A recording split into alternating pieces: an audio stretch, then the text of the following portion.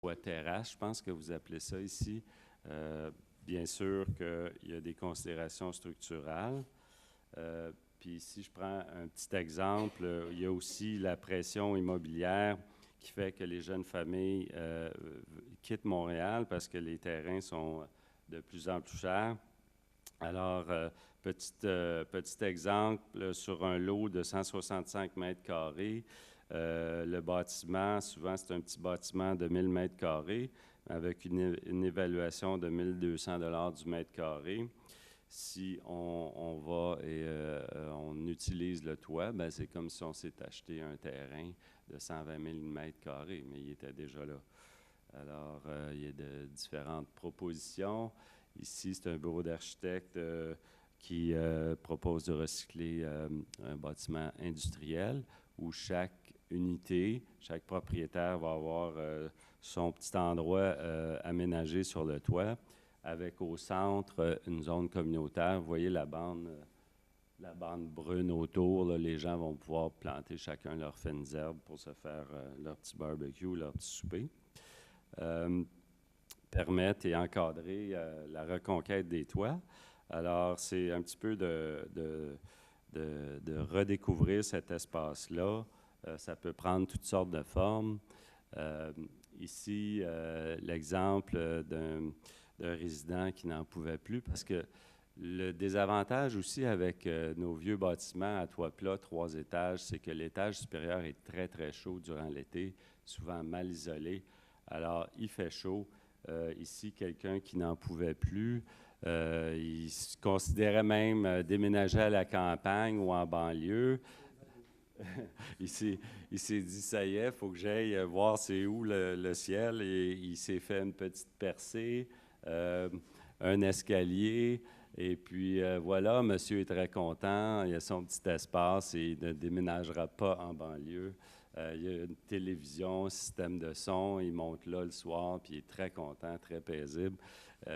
Sauf qu'il faut, là, je ne mettrai pas ces diapos-là dans ma présentation officielle que je vais déposer sur le site de la Ville, parce qu'il y a des initiatives comme ça qui se font sans permis de construire. Éventuellement, il va falloir les encadrer, n'est-ce pas? Alors, c'est ça la vue qui est allé se chercher, puis il est bien content.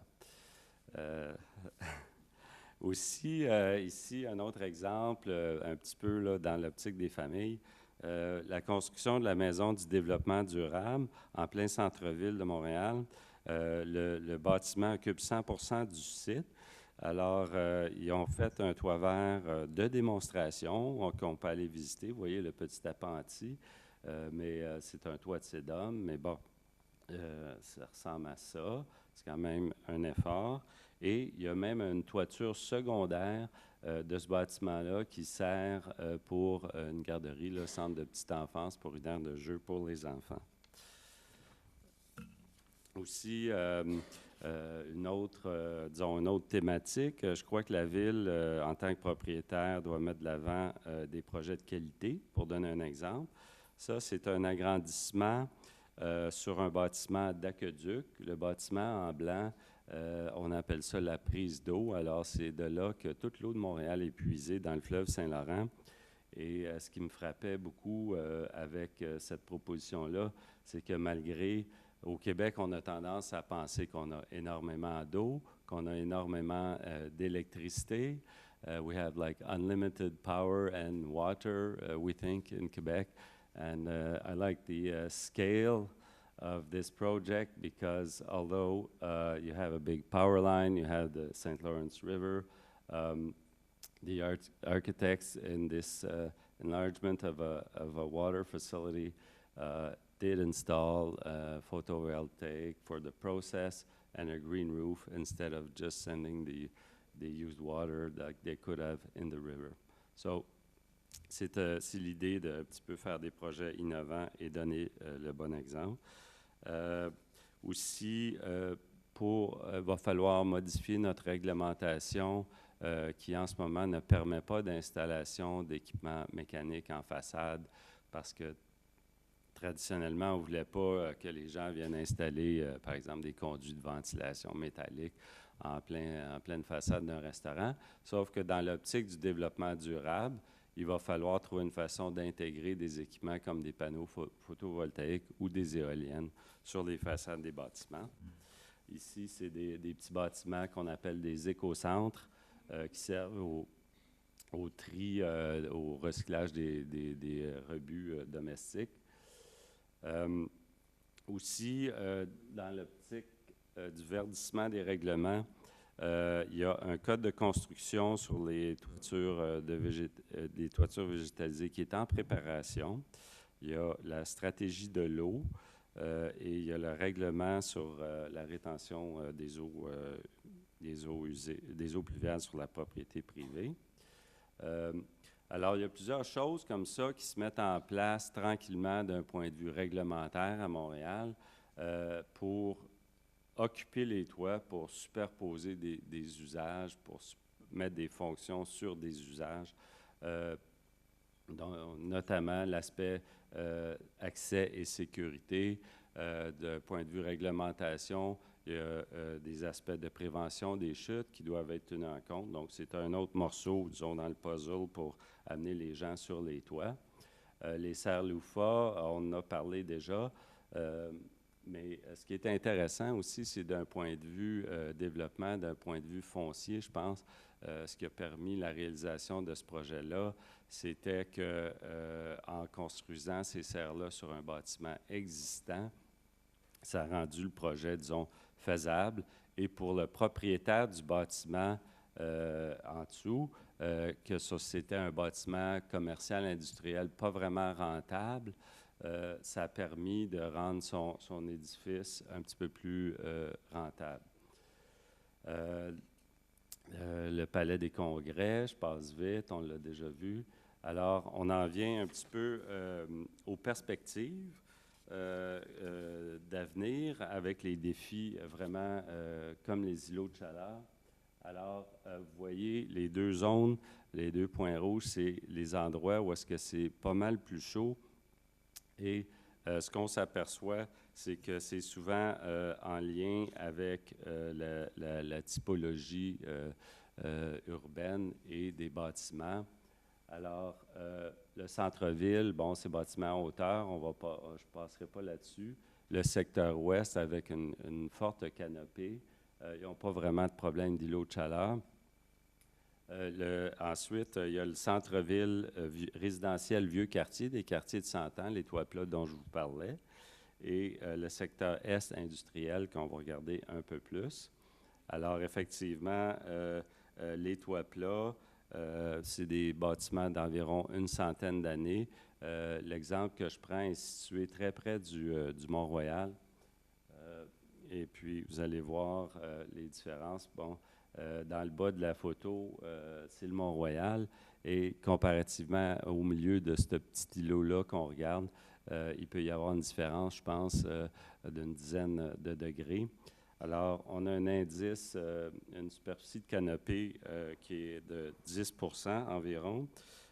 Si on rajoute la voirie, ça occupe quand même 26 %.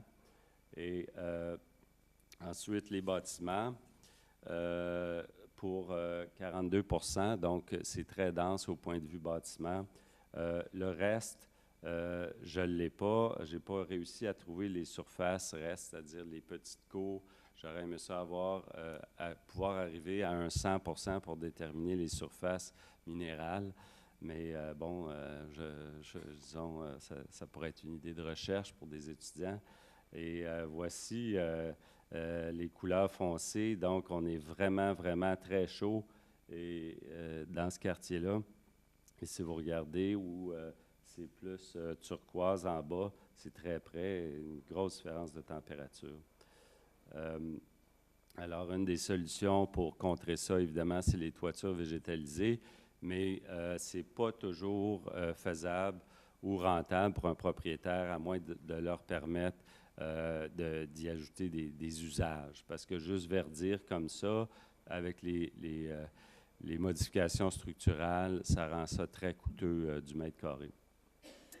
Secteur est industriel, là, on voit que c'est totalement minéral et quand même, c'est bien délimité par l'autoroute 40. Alors, d'un côté résidentiel avec pas mal de canopées, mais de l'autre côté industriel et commercial.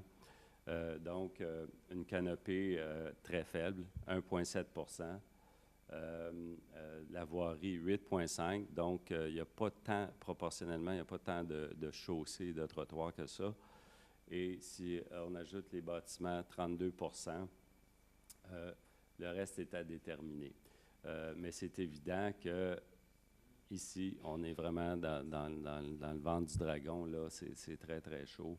Je pense qu'on est dans les 40 degrés, là. Je pense bien que les toits peuvent contribuer à rafraîchir ces endroits-là, où est-ce que c'est critique. Sinon, il y a la possibilité aussi avec des toitures réfléchissantes à faible émissivité. Alors, j'en arrive à la conclusion. Les points clés.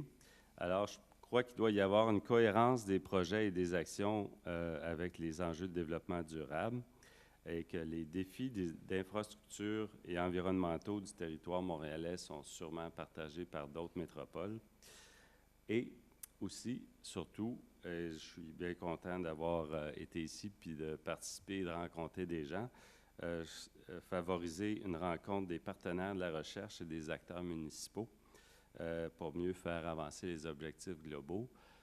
Souvent, nous autres, ce qui nous manque, c'est qu'on est très occupés à faire des projets. On va d'un projet à l'autre.